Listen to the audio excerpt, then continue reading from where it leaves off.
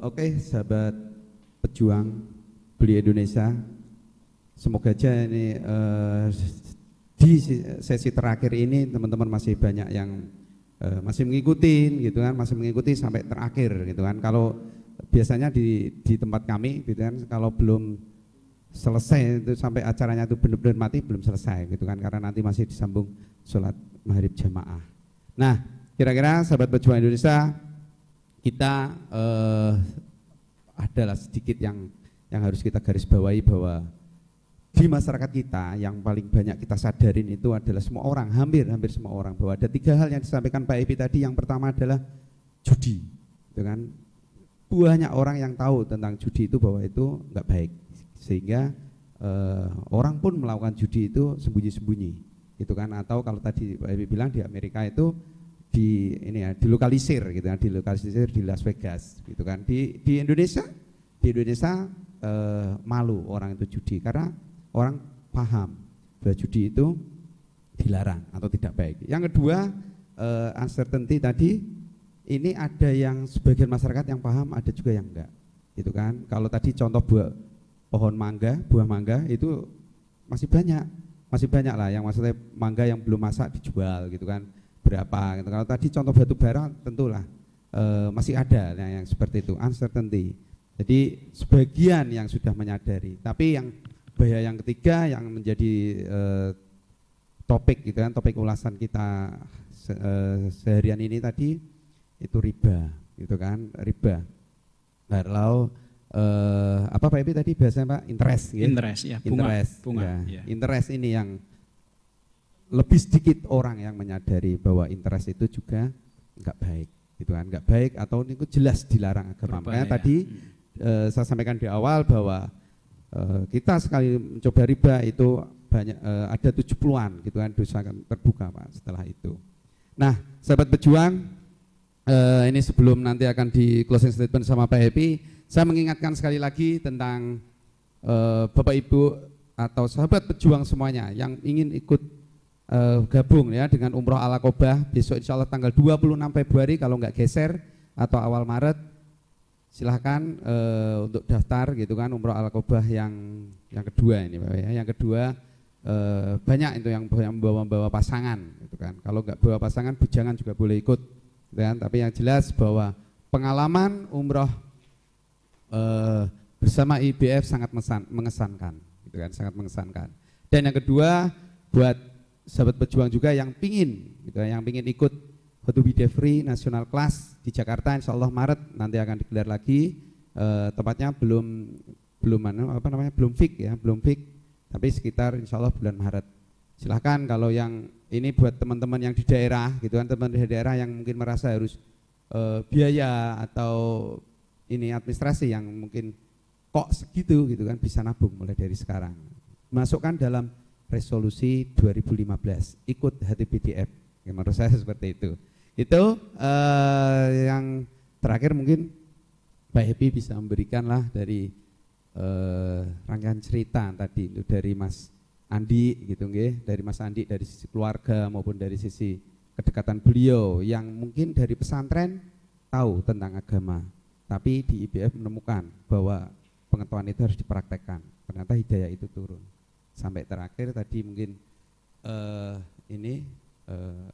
tentang riba yang masih ada di sekitar kita, mungkin Pak Epi memberikan closing statement terakhir.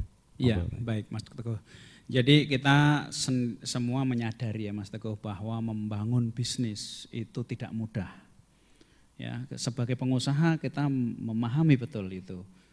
Saya ingin selalu mengingatkan bahwa mereka yang mengatakan bahwa bisnis is easy gitu, sebetulnya nggak tahu apa yang sedang dibicarakannya gitu.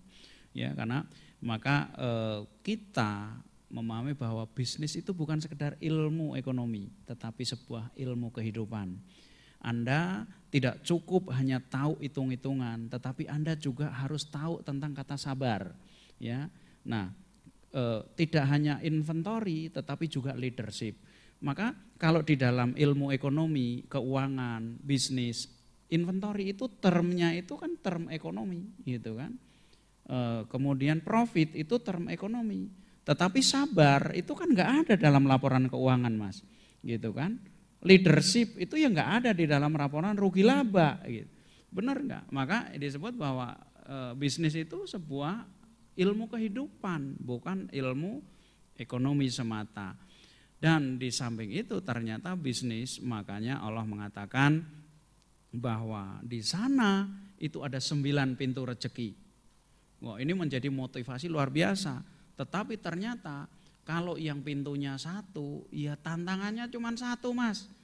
Pintunya 9, coba tangan kita cuma 2 gitu, lagi ngurusin pintu yang di sana nyerang, Mas, itu. Ya kan gedubrak semua. Nah, ini juga tantangan semua. Ini butuh sebuah kepribadian yang selalu bertumbuh, ya. Tidak cukup kalian itu hanya paham tentang hitung-hitungan angka, tetapi kalian harus juga butuh terhadap apa yang diinginkan tim Anda, termasuk yang diinginkan oleh Tuhan Anda. Nah, dalam sebuah kerumitan itu ada banyak alasan orang itu untuk jatuh, juga banyak alasan orang itu untuk bisa sukses. Nah, Allah mengingatkan kepada kita bahwa riba itu sebuah alasan besar yang sangat pasti untuk Anda itu jatuh. Gitu. Kalau Anda nggak segera menyadari, maka ketika kita membangun bisnis, kenapa kita udah capek-capek, tetapi kita taruh alasan itu ada di depan kita. Gitu ya, mudah-mudahan dengan kesadaran ini, ya Allah kan ngukur juga kita. Ya enggak serta-merta, wah besok saya udah, kita berhijrah dengan semampu kita. Kalau enggak bisa hilang hari ini semuanya, ya paling enggak mulai dipikirin. Kalau enggak bisa, paling enggak ya enggak nambah dulu gitu ya kan. Insya Allah ini akan menjadi sebuah alasan buat Allah itu membuat kita itu termasuk golongan orang yang sukses. Sukses tidak hanya di dunia dan di akhirat, insya Allah. Karena di dalam Islam yang namanya sukses itu mutlak gitu. Jadi bukan sebuah hukum probabilitas. Tetapi kalau kamu itu melakukannya, kamu taat gitu, kamu pasti, kata Allah. Nah, ini yang kita tunggu. Karena janji Allah itu tidak akan pernah meleset. Demikian, Mas, terima kasih. Terima kasih Pak Ebi, sekali lagi terima kasih atas ilmunya hari ini. Juga Mas Andi, terima kasih, ini jauh dari Solo itu untuk bisa hadir di sini. Semoga ilmu apa yang bisa kita dengarkan, apa yang bisa kita lihat hari ini menjadi inspirasi dan menjadi tambahan ilmu yang segera mendatangkan hidayah buat kita semuanya. Untuk selalu menggelurakan kemerdekaan Indonesia yang kedua. Kita tutup pertemuan kita hari ini dengan salam beli Indonesia. Beli Indonesia. Bela Indonesia. Kurang lebihnya saya mohon maaf. Wabillahi taufiq wal hidayah. Assalamualaikum warahmatullahi wabarakatuh.